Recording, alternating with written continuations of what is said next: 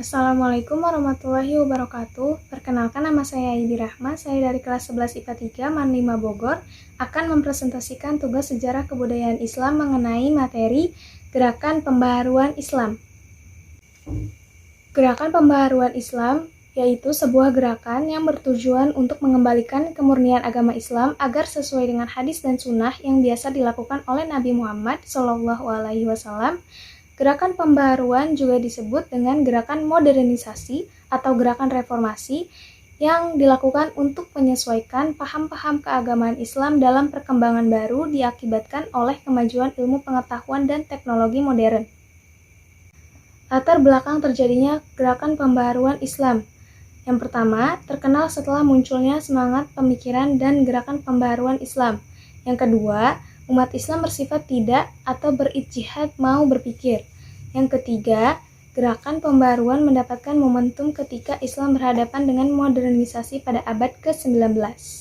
Secara garis besar, gerakan pembaharuan Islam dipelopori oleh 4 gerakan berikut.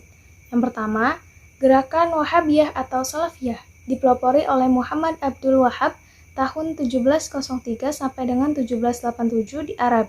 Suatu gerakan untuk melepaskan umat Islam dari kesesatan, yaitu bid'ah, khufarat, dan syirik.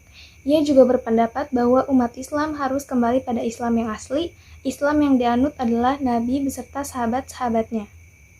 Yang kedua, pembaharuan dalam Islam atau modernisasi Islam dirintis oleh Jamaluddin Al-Afghani tahun 1839 sampai dengan 1897, kemudian dikembangkan oleh Muhammad Abduh tahun 1849 sampai dengan 1905 dan dilanjutkan oleh Rashid Ridho tahun 1865 sampai dengan 1935 di Mesir.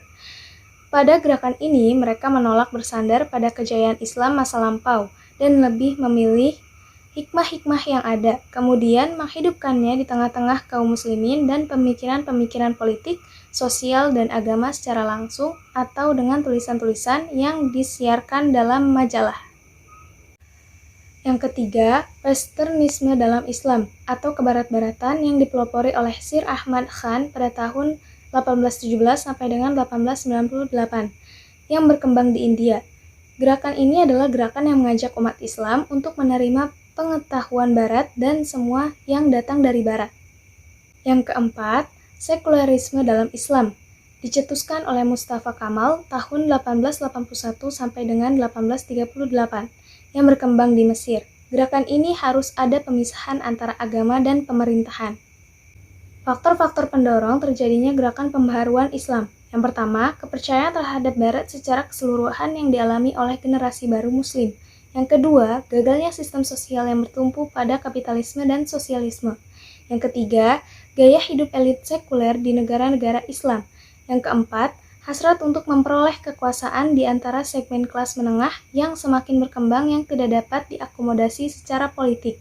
Yang kelima, pencarian keamanan psikologis di antara kaum pendatang baru di daerah perkotaan.